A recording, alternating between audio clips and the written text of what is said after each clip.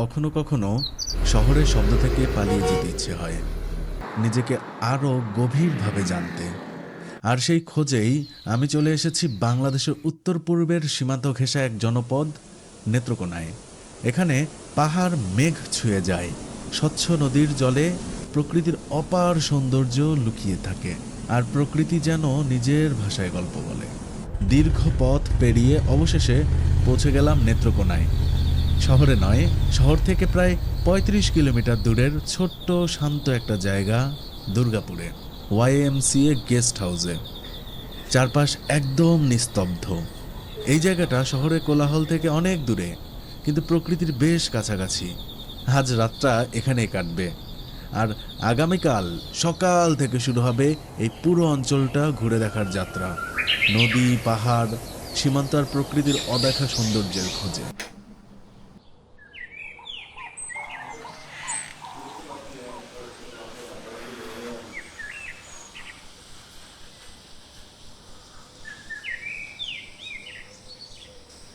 আজকে সকালবেলা ঘুম থেকে ওঠার পর থেকে দেখতেছি প্রচণ্ড বৃষ্টি।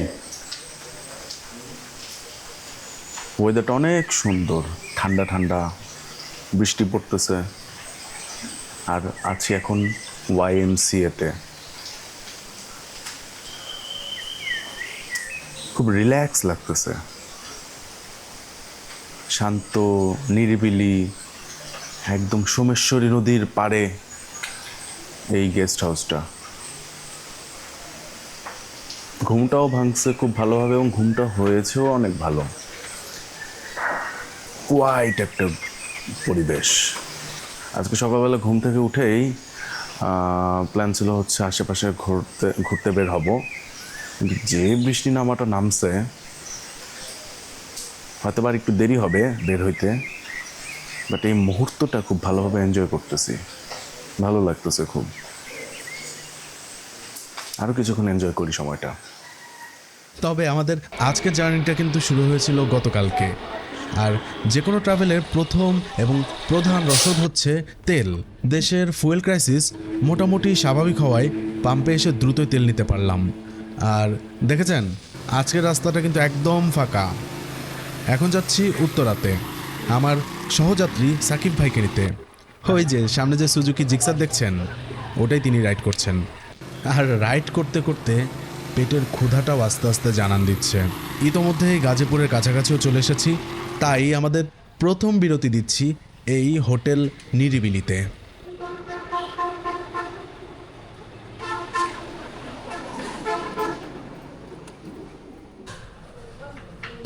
যাচ্ছি নেত্রকোনা গলমাকান্দা। তো যাওয়ার পথে এখন রাজাজিপুর ক্যান্টনমেন্টের এখানে আসছি হোটেল নিরিবিলিতে। এখন বাজে 2:54, মানে অলমোস্ট 3টা। তো লাঞ্চটা করে ফেলি, তারপর আবার রওনা দিই, যাবো অনেক দূরে।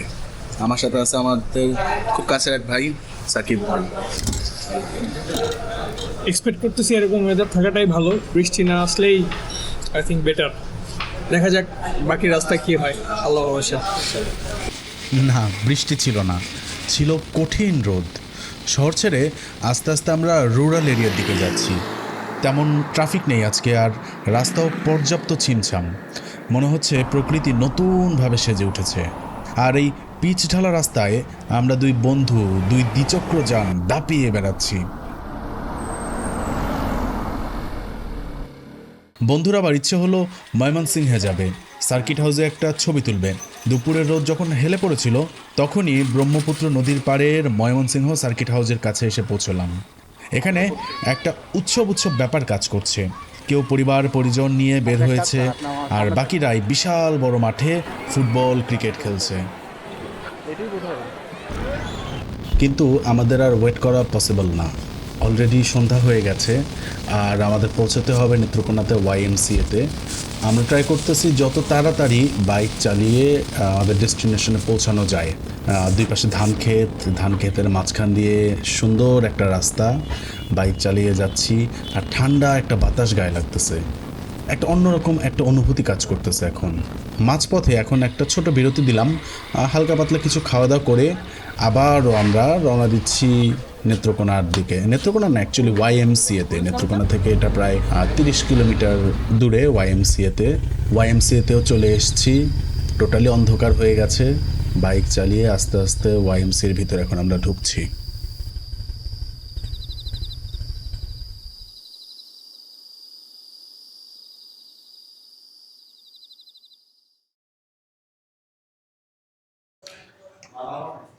নেত্রকোনার দুর্গাপুরে আসছি আমরা। এখানে আসে পৌঁছেছি হচ্ছে 8:30টার দিকে, অ্যারাউন্ড 8টার দিকে। তো এখন আমরা খাওয়া দাওয়া করতে আসছি দুর্গাপুর বাজারে। হোটেলটার নাম হচ্ছে নিরিবিলি হোটেল। আমরা বেশ কয়েক জায়গা থেকে শুনছি যে এই হোটেলের খাবারটা নাকি খুবই ভালো, তো আমরা টেস্ট করতে আসছি। আমরা হাঁসের মাংস নিয়েছি, বল মাছ নিয়েছি, ডাল আর অনেক কিছুই আছে। তো আশা করি খুব ভালো হবে। আমি বোয়াল মাছটা একটু নিয়ে দেখি কেমন লাগে।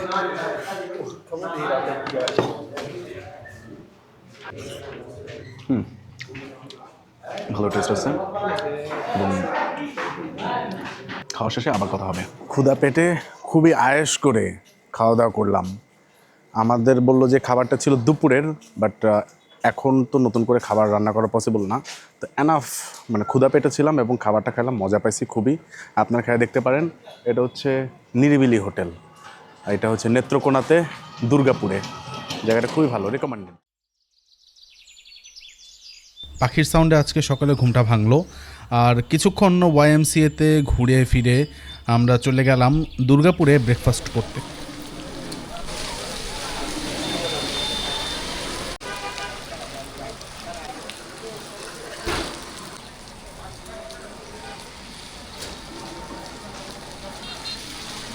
সকালের খাবারটা দুর্গাপুরে শেষ করে এখন আমরা যাচ্ছি বিজয়পুরে চীনামাটির পাহাড়টা দেখতে। খুবই পপুলার একটা জায়গা।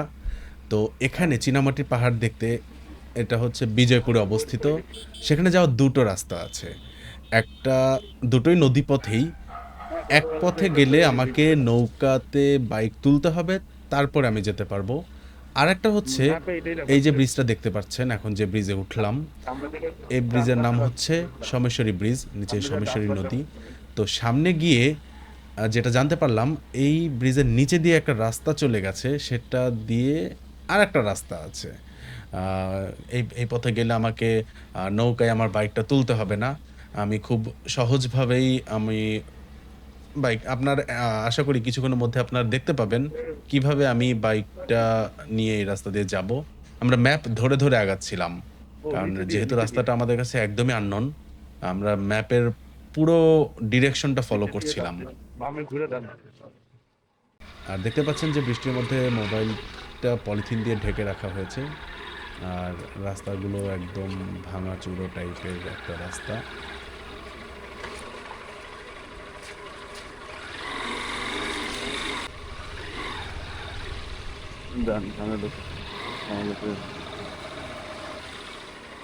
ভাইয়া, চীনামাটির পাহাড় এদিক দিয়ে যাওয়া যায়? হ্যাঁ, এদিক থেকে নামেন, তারপরে ঘাট পেরোন। আচ্ছা, ব্রিজ নাই? ব্রিজ ছিল, যে কাঠের ব্রিজ তো, এখন পানি বাড়ছে না। আচ্ছা। না, ব্রিজ ভেঙে গেছে। ওনার ডিরেকশনটা ফলো করে এখন আবার আমরা এগিয়ে যাচ্ছি। আর কিছুক্ষণের মধ্যেই আমরা আমাদের সেই ব্রিজের রাস্তাটা পেয়ে যাব।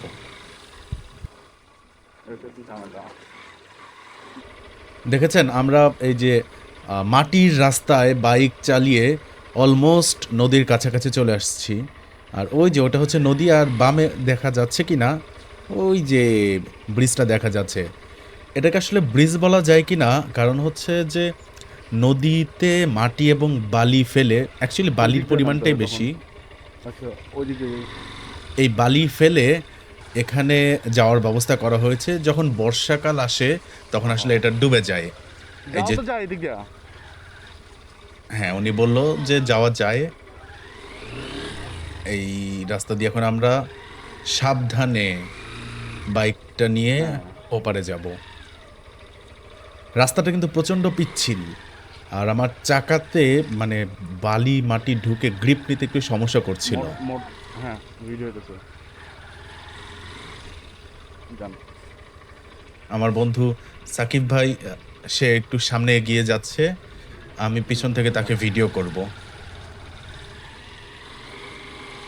এখানে কিন্তু প্রচণ্ড বাতাস, মানে এখন যার পর নাই বাতাস।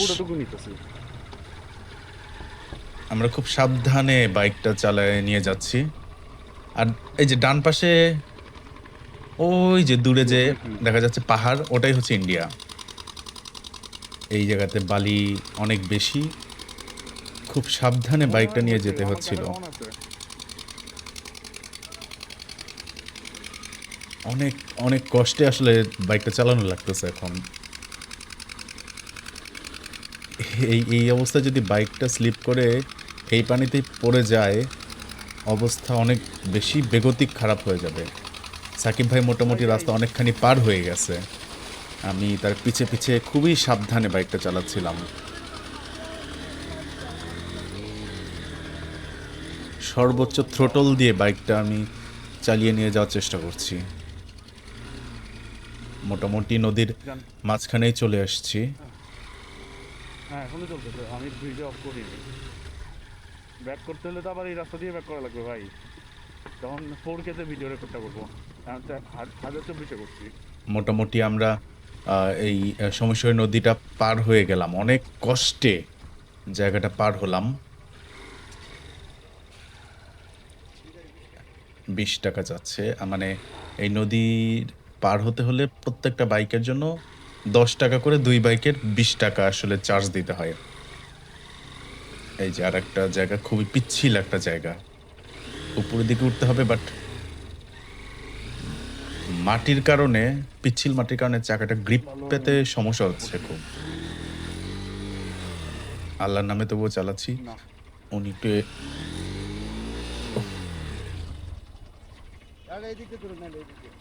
পিছনে তো যেতেছে না, খুবই টাফ একটা সিচুয়েশনের মধ্যে পড়ে গেছি। সর্বোচ্চ থ্রোটল দিয়ে এখন বাইকটা তোলার চেষ্টা করছি।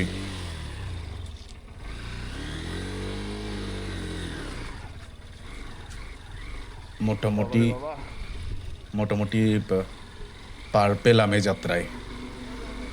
আসার সময় তো এই রাস্তা দিয়ে আবার ব্যাক করতে হবে, আল্লাহ ভরসা। এইদিকে কথা হইতেছে। ফাইনালি সমস্যা নদী পার হয়ে আমরা এখন মোটামুটি সুন্দর একটা রাস্তায় আসলাম। দুই পাশে সারি সারি গাছ, মাঝখান দিয়ে কি সুন্দর পিচ ঢালা একটা রাস্তা। আর ওয়েদারটাও আজকে একদম পারফেক্ট, নাতিশীতোষ্ণ একটা ওয়েদার। এই ওয়েদারে খুবই রিল্যাক্সে আয়েশ করে বাইক চালালাম। বাইক ইনফ্যাক্ট এখনও চালাচ্ছি, এবং এভাবে প্রায় 20 মিনিট চালানোর পরেই আমরা চলে আসলাম সেই চীনামাটির পাহাড়ে। বিডিসির সবচেয়ে বিস্ময়কর স্থানগুলোর একটি হচ্ছে চীনামাটির পাহাড়। তবে মজার বিষয় হলো এটি আসলে কোনো প্রকৃত পাহাড় নয়।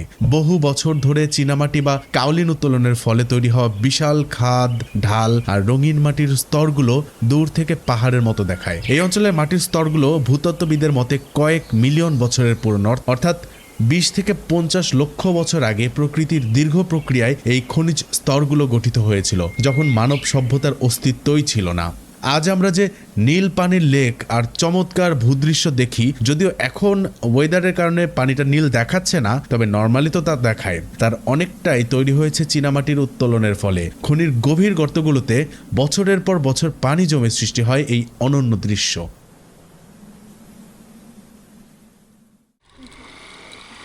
চীনামাটির পাহাড় ঘুরে এখন আমরা যাচ্ছি লেঙ্গুরা কলমাকান্দার 7 শহীদের মাজার নামে একটা জায়গাতে। এটা লেঙ্গুরা বাজার থেকে প্রায় 10 মিনিটের বাইক চালানোর পথ হবে। আপনারা দেখতে পাচ্ছেন যে দুই পাশে গাছে গাছে ঘেরা একটা সুন্দর রাস্তা, যদিও রাস্তাটা ভাঙা, বাট এনভায়রনমেন্টটা ভালো থাকার কারণে এই রাস্তাতে আমার বাইক চালাতে অত্যন্ত ভালো লাগছিল।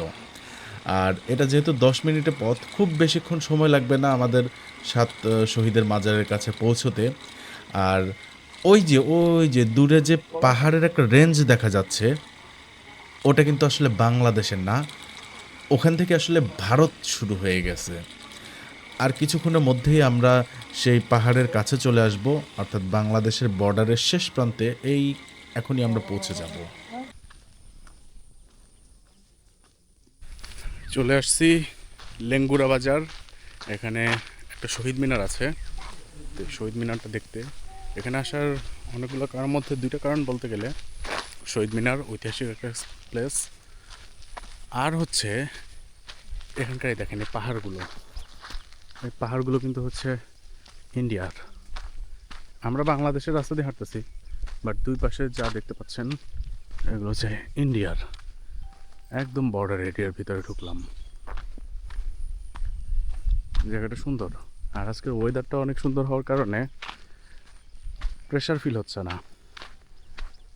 ঠান্ডা ঠান্ডা একটা ওয়েদার, যে কারণে বাইক চালাতেও ভালো লাগতেছে, এনজয় করতেছি পুরোটা মুহূর্ত। ওই যে সাদা পতাকা দেখা যাচ্ছে, ওগুলো হচ্ছে ইন্ডিয়া, ওগুলো হচ্ছে ইন্ডিয়া। এই হচ্ছে অবস্থা। আমাদের ভ্রমণের প্রায় শেষ পর্যায়ে চলে এসেছি।